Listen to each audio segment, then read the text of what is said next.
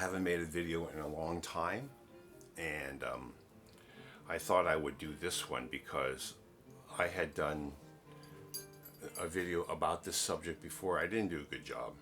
It was something I thought about, and I did it, and I did it on a spreadsheet, and I showed you how I translate in the darkroom, and I didn't get a lot of views. I didn't get hardly any comments, but it's so valuable that I wanted to do a better job this time, and try to go slower and make it relevant to what you guys are doing in the darkroom, because this does come up.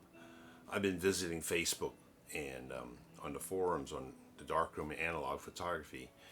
This does come up, and I thought I should share it again. So I'm doing this video again, and hopefully it'll make a lot more sense. Okay, so the subject of this video is how to maintain a balance for your materials in the darkroom.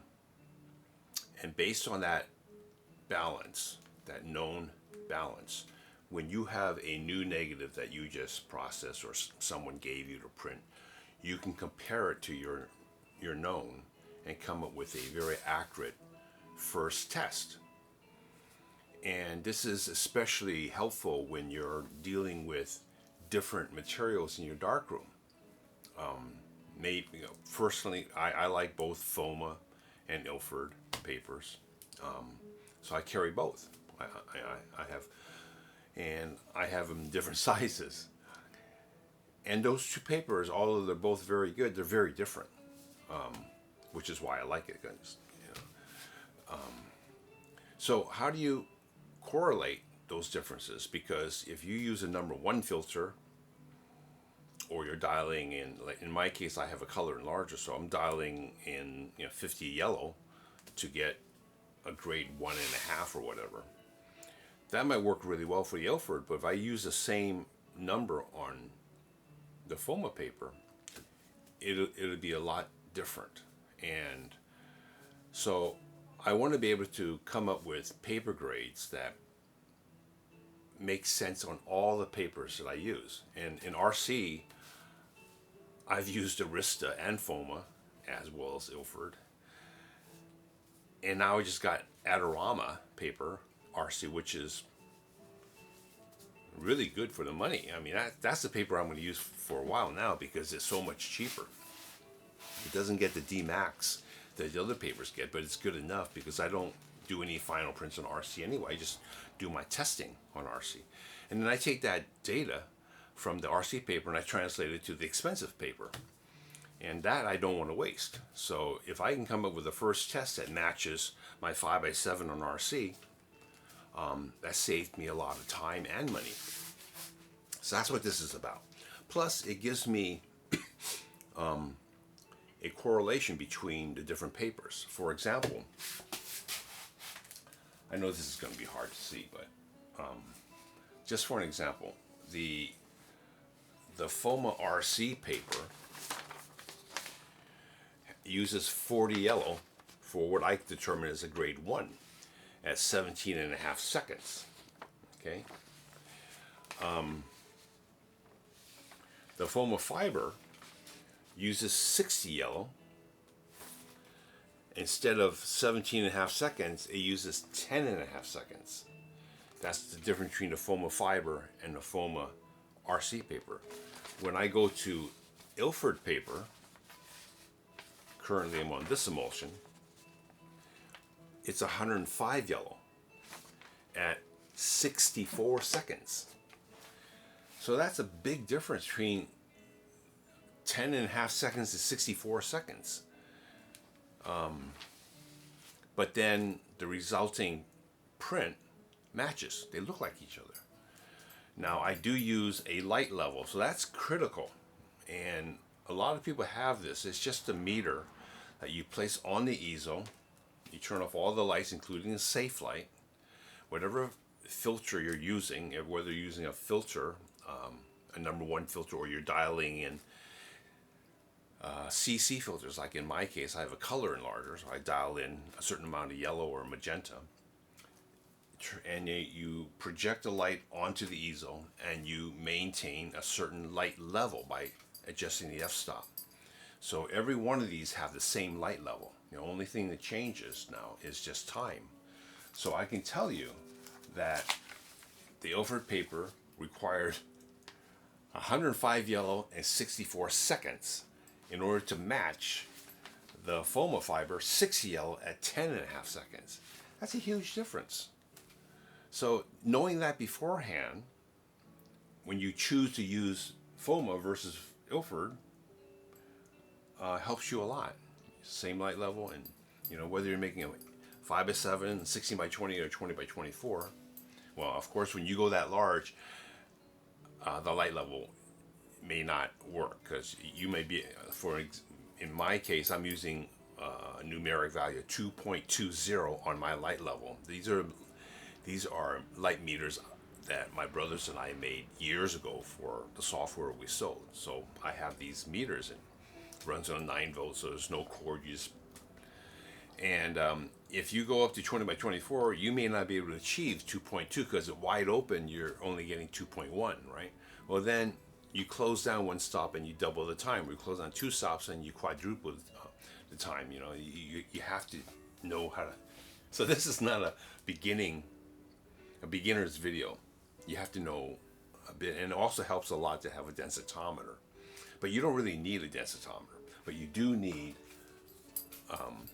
a master step tablet. Now this is something I made where the density range is about 1.65. Now, way in the beginning in my videos, I determined that 1.65 was the ideal density range I wanted on my negatives, because that gives me a nice clean white and a true D-max that the paper can produce. I have to refer you to my video number 2, where I talk about how paper responds to density range. 3 years ago I did that video, I think, and it's still true. 1.65 is my ideal, so I try to shoot negatives at, unless it's a different, but a typical scene, I try to get a good amount of density range. Okay, so you don't have to have one of these. You can make your own, or you can buy Stouffer's. Now, Stauffer makes a number of step wedges, and the one that I would recommend is their T4105. It's got a density range of 2.05. So if you eliminate some of those steps, you'll have 1.65. You can verify that on a densitometer. But that particular step tablet costs $61.50. I'll try to put a link to the Stauffer website so you can purchase one of those. I was sending these out because I have a few of these I made, and but now it's a hassle for me to send things. I have to go to the post office. I have to wait in line with a mask on, and so I don't want to offer that anymore. It takes too much time. Sorry about that. But anyway, you can also shoot your own. So what you can do is you can set up a scene where you have towels, large garbage can, white cardboard, black cardboard, velvet, black velvet, tin foil. You can have these large areas set out in your backyard, and because I have a video where I actually do this, and I show you where, so that after you shoot it, those areas are large enough on a negative to be measured on a densitometer. And you get a good density range in your negative. And you even plot this. I show you on that video. I show you how to plot. So this is better than, this is using the zone system in a practical way. So you're not just shooting one gray card with different exposures to create a grayscale, because then you don't get the flare involved. You don't take into consideration what actually happens in the field when you're shooting. So I would say that's actually better if you're willing to take the time, because then you can fine tune your development, and you know that when your meter reads this and you give it 72 degrees at 9 minutes, you're going to get your ideal density range with the film you like to use. And if you're shooting 35 millimeter, you can set up the scene and shoot that part of the scene, that part of the scene, and that part of the scene, so that when you process it, instead of 135, you have 3 exposures next to one another, like a panoramic. And then those areas would be large enough for you to measure on a densitometer. And that'll work fine. You don't have to shoot it in one, because you shoot that, you're not going to measure. So that's why I recommend if you're shooting 35 or even 120, you can shoot two frames and make it large enough to be measured. And then when you're doing this, you're just contacting, So this is contacted against this, and you get this, which is large enough to be measured. But if you don't have a densitometer, you can do this visually. Okay, so that's what this video is about. I hesitate to tell you. Well, I might as well tell you how I came up with this.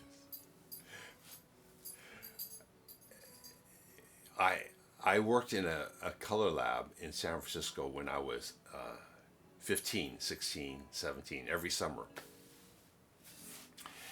And they had a translator in every room, which is a probe. Same thing. You project a light on this probe, and you dial your filters and you color enlarge until the needle goes 0, and you change the channel, and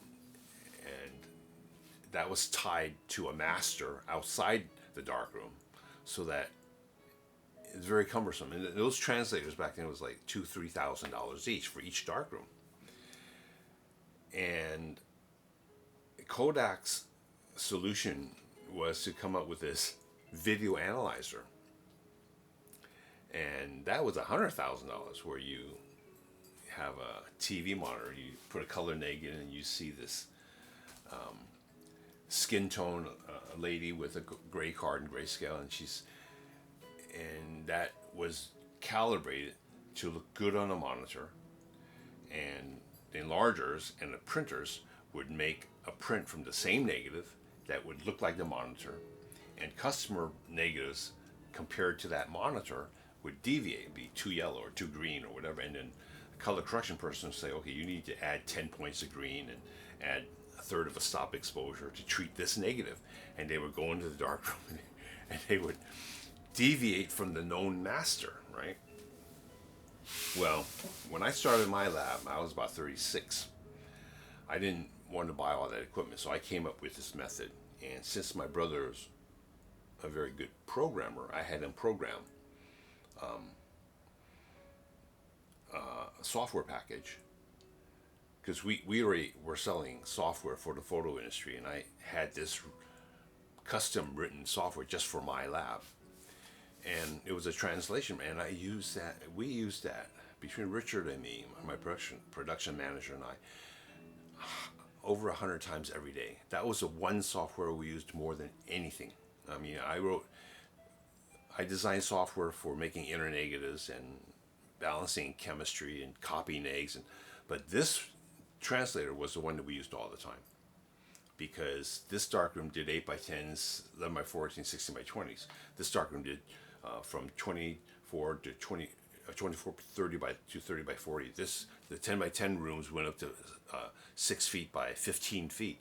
I mean, everyone had different emulsions, and I could make a contact in one room and translate it to every room, and they'd be close, because everything was tied together. And you got glossy paper, matte paper, Duratrans, Duraflex, a lot of different emulsions. So we used this software a lot.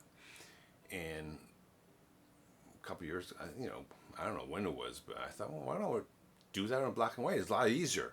So I used the same idea and I did it in black and white. And I just did it on a spreadsheet and I shared that in the video. But you don't need a spreadsheet. All you need is this chart. All you need, I put this on my wall, in my darkroom, and I said, okay, I tested on this, and you know, and I'm gonna put it, and it works so well. Saved me so much. I wish I had done this in black and white years ago, but you know, like you, I was like, all right, I'll make a 20 by 24 now, and I'll test, and 3 tests later, I'm close, and you know, and I thought, well, why am I doing this? I did it in color. I just do it in black and white. So I did the same thing in black and white. So that's what I'm sharing with you. Okay. Okay. So, getting back to this, you do need a light meter, a light level meter in the darkroom. It should be made for that. And it's not, those things are not expensive. You turn off all the lights, including safe lights. Maybe you've already focused for a 5x7 or an 8x10. You take the negative out of the carrier, you project that light onto this meter, and you turn the f-stop until it gives you the reading you're going to use. In my case, I set it at 2.2, so I use 2.2. And if I add 30 magenta, I need to change the f-stop until I get back 2.2. So you're measuring the actual filtered light. So if you're using a number 3 multi-contrast filter, you put that in place without the negative there, okay? And after you print it, it looks good. You say, oh, now I want to make it 11 by 14. You crank it up. You do everything the same, except you turn the f-stop so you get 2.2 again, and 11 by 14 will match the 5 by 7. That's the beauty of having an on-easel meter, okay? And seeing as how you're only measuring for black and white, you don't need a $2,000 translator. I mean, a $2,000 translator will do this, and a lot of people doing black and white have expensive probes, metering probes in the darkroom, and it'll do this. It's overkill, actually. But what we have is just one that runs on a 9-volt, so there's no wires. You just press a button, it comes on for about 30-40 seconds, shuts off by itself. It's a LED readout, so doesn't put out any light. And I use that all the time. I have a bunch of them from when we used to sell that with our inner negative software program. Okay, so you do need something like this, or something you shoot, okay, or you can buy it from Stouffer's. That's probably the easiest way to go. Again, theirs covers a density range of 2.05. So instead of 21, they may have, more steps. You just only need one, or if you want to design your negative around 2.05, you can do that. But probably won't be able to reproduce all those steps if you get that Stouffer step tablet and it covers 2.05. You probably won't be able to make a contact print where you can see all the steps. It'll merge when it gets to the black, Okay. But anyway, what I do is I take this step tablet, it's under glass. It's another one. It's one that's permanently in glass. And when I get a new emulsion, I just contact it. To do this one, which is, probably the paper I use the most is the Ilford Fiber, the classic. It's a multi-contrast, and because I have a color head, I just made all these, all right? And the first time I did it, I just went to like 160 yellow, and every 20 yellow, 140, 120, 100 yellow, 80, and I just contacted all these. And what I looked for was this being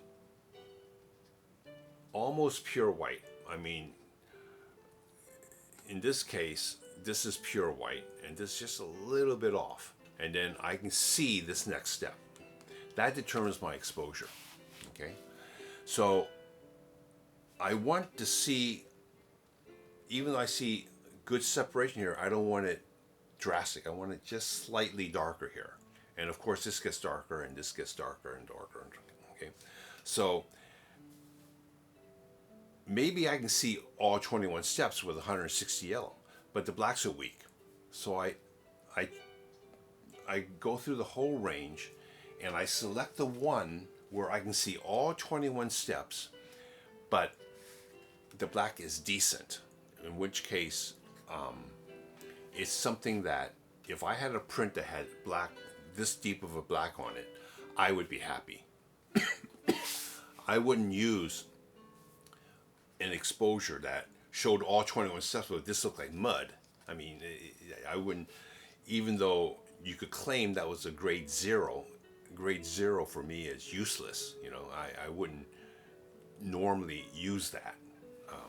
Maybe if I had a print that only had that, right? A foggy day or something. But I never go beyond grade 1, okay? So my grade 1 is precisely that. I see this is 100 yellow, 2.2, 53 seconds. And I selected this from all these. Okay, so now I don't need these because these are about the ones that I determined to be the grades that I use. And grade 1 has a decent black. So it may not be the D max. I mean, the paper will go blacker than this, but measuring this, it says 2.16 on a densitometer. Okay, so untoned, unselenium toned, my grade 1 used 100 yellow, 2.2, 53 seconds. I can clearly see with my naked eye all 21 steps, and I'm getting 2.16, which is a decent black. This paper goes to 2.3, 2.28, okay? So the next one I chose, which I called grade 1.5, this is 100 yellow, this is 60 yellow, 2.2, and it went to 35 seconds, okay? So again, I'm taking 40 yellow out of the head and going to 60. The light level changes, so I adjust the f-stop to go back to 2.2, and I wound up using 35 seconds in order to see this step right here. Just separate from the whitest step there. Now, I can no longer see all 21 steps. 19, 20, and 21 merge, okay? But I'm getting 2.24, which is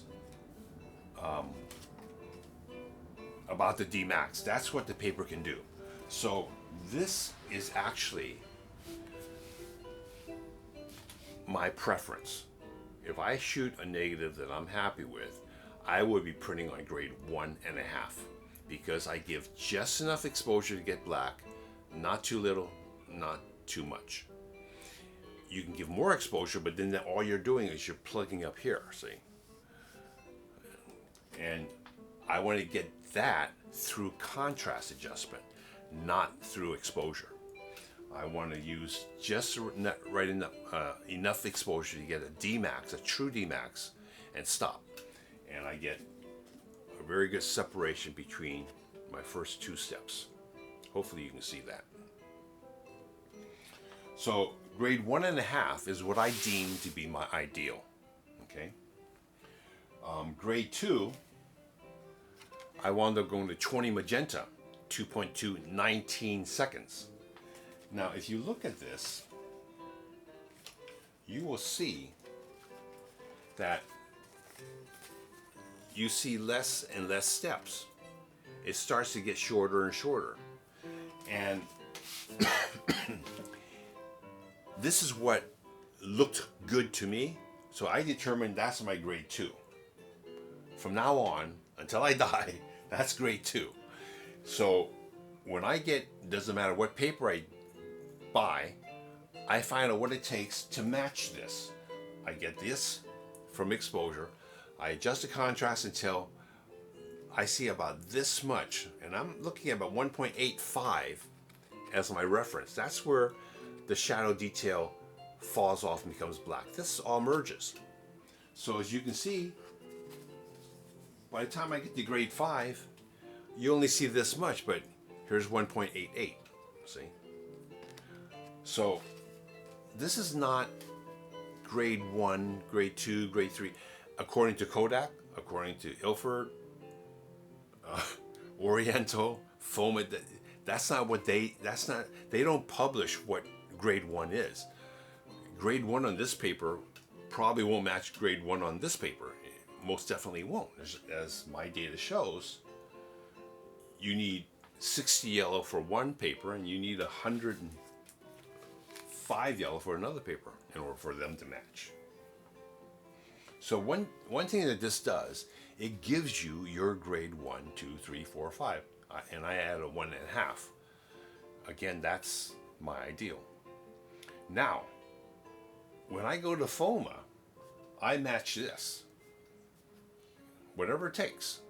I adjust the contrast until I get all 21 and a decent black, and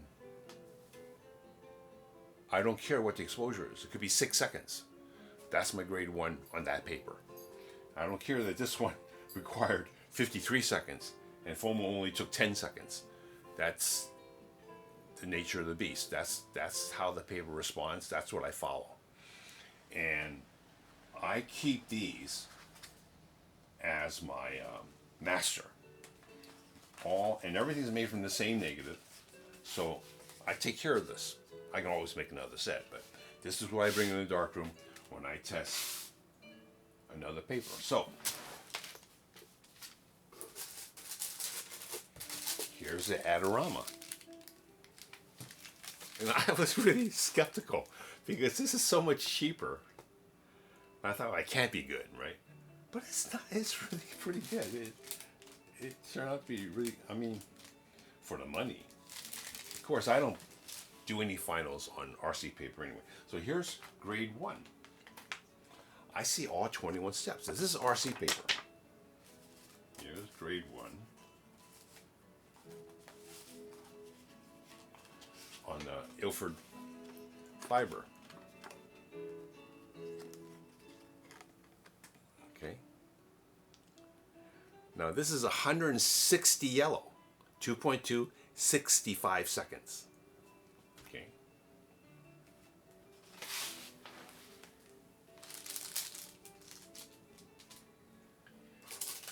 Here's the foam. Well, this is Arista, but Arista paper is made by Foma.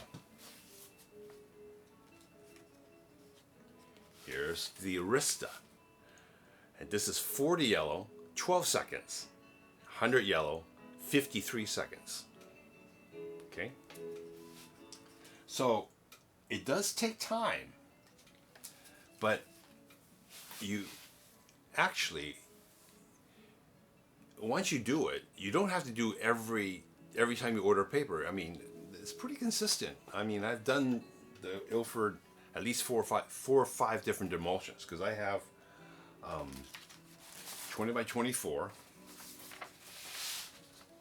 I kind of been settling on 12 by 16 as the smallest print I like to make, because when you mat a 12 by 16 inch print with 16 by 20 cardboard, it gives you a nice good amount of space around that print. And they sell sheets that are 12 by 16, which is better than 11 by 14 in my opinion. So I've been buying boxes of 12 by 16, but I also print 20 by 24 sometimes. Of course, I can cut that down to 16 by 20, but then I also order 42 inch rolls. The 42 inch rolls I cut.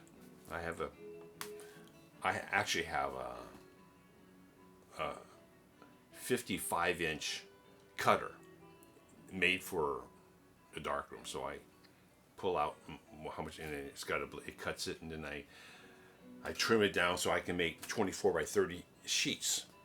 And I cut 42 down to 30 inches, like 20, and I can get another 12 by 16 from the waist, right? So the 42 inch works well for me, because then I can, make a separate box of 12 by 16s from the waist that I cut from there. So I've got 3 different Ilford emulsions, and they're pretty close. This emulsion used 105 at 58 seconds. When I ran out of that emulsion, I tested it, and I wound up with 105 yellow at 64 seconds instead of 58. This for grade 1 was 110 yellow at 63 seconds. The 42 inch is also 110 yellow at 61 seconds. So even though I test different emulsions, you don't have to. I mean, once you have an Ilford, you can test every 3-6 months if you want. It's pretty. These guys know what they're doing. They're not going to jump around that much. Grade 2, 15 magenta, 23 seconds. Grade 3, 60 magenta at 27 and a half seconds. Grade 4, which I don't go to, anyway. Grade 4 is 90 magenta at 34 seconds, and grade 5 is 130 magenta, 35 seconds. So you're not going to drift too far from that, but that's nice to know now. I knew grade 2 was around 20 magenta. I've been using that for years. But now I have samples, data to back that up, and I keep that. And it might be 15 for this box, 10 for this box, 20 for this box, but they match, okay?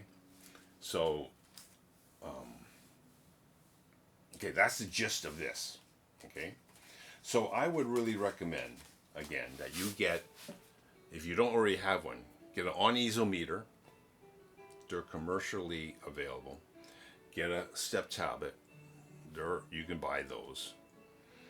And if you don't have a densitometer, you don't have to buy one, but you could probably pick one up for $300. I mean, I paid $5,000 for mine.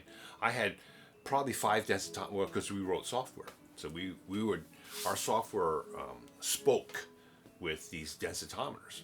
We had European, because we wrote control strip software. It had to take data from this densitometer or in this densitometer. So we had all these different densitometers. My brother would connect a COM port with it, and you read it, it shoots right into our software. So, Noritsu gave us a densitometer to write the software for them. But in many cases, we bought our densitometer. The cheapest one was probably $3,000 in a day. Macbeths were $5,000. So, and when I see densitometers on the market now for $300, then my God, that's a deal, because you can do so much with a densitometer. Okay, so if you do this, and you know that you're getting this density, that gray, right there, from this step tablet, you can measure that step tablet with a densitometer, because you're reading, 1.20, whatever, doesn't matter, okay? And you have a negative that you want the sidewalk that dark. You measure the sidewalk, and it gives you a number. You compare the two, and there's your exposure. You know that instead of 53 seconds with this filter pack, you can use, that negative is going to require 43 seconds or whatever. Okay. So a densitometer allows you to do that. Of course, the contrast, which paper you're going to print on, which contrast you're going to pick. You're going to need experience to say, well, my negatives, this is a decent neg, I can use grade 2. So you go to grade 2, and you say, oh, grade 2 was 20 magenta in 19 seconds. Same step, okay? I want that sidewalk to be that gray, right? You measure that, and you measure your negative, and your print should come out that gray. Now, you may be off. You may say, oh, that's too dark. But at least you have a starting point. And the more you do it, the better you get at it. If you don't have a densitometer, you just compare the grayscale. You just look at the grayscale, and you look at your negative, and say, okay, I'm covering this part of the grayscale, and so I need grade 4 for this negative because it's so thin. Densitometer is highly recommended if you're serious. densitometers. I often said that when I was in the business that you could spend $100,000 on a video analyzer. You can charge. You can spend easily $50,000 for a printer. They had $120,000, $30,000 printers built with a processor, you know, but nothing was ever as accurate in a lab as a densitometer. The densitometer was the single most accurate piece of equipment that any lab had, and most people bought it just to run control strips, and they didn't know how to use it for anything else. And I have a video where I explain how to analyze a color negative against your standard, because in color you wouldn't use that. You'd have a different color negative standard. There's a video on there that shows you how to analyze that. So I'll go into that a little bit. But I should talk about control strips. No, I'm not going to talk about control strips. Forget about control strips. Okay, so you might want to watch this. I'm trying to make it real clear and simple, but you might want to watch this more than once.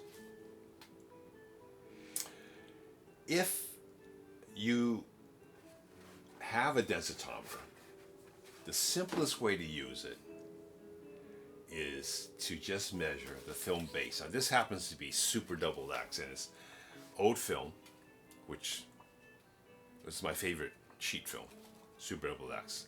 When they discontinued it, I bought 3 cases, so I still have some. The film base plus fog is pretty dense. So even though it got no exposure, it's pretty dense. This happens to be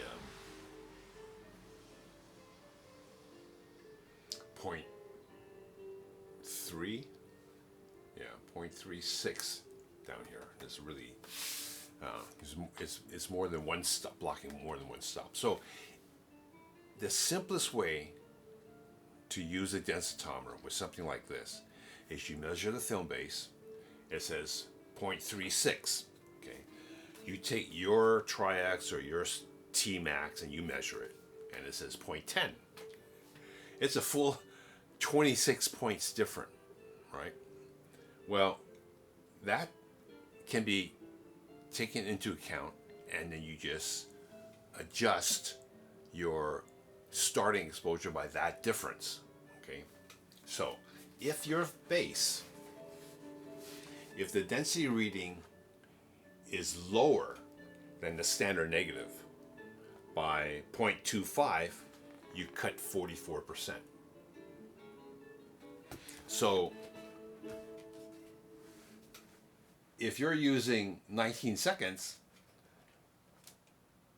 because you know you want to print on grade 2, then you can use 20 magenta on the same paper. Instead of 19 seconds, you subtract 41% because the film base is that much thinner. If the density reading is higher than the standard negative, you add 78%. If it's different by 0.25, you add 78%. Okay, so you can copy this down, and doing that to the film base is the simplest way to use a densitometer, because you're just accounting for the base and assuming that you have a negative that's also 1.65, and the only difference is the base. You already have this data. You can make your first test, and you should be within the ballpark. There's a lot of ifs there, but the more you do this, the more it'll make sense, and you can only get better if you follow this. You're not gonna get worse, because now you're standing on ground. You're standing on firm ground that you have something to start with, compare with, right? And like I said, even if you don't have a densitometer, you can just look at this and you say, okay, I can see step 11, okay? And my negative looks like step 11. And step 11 it's going to look that dark. Well, I don't want it that dark. So you don't use this exposure, right?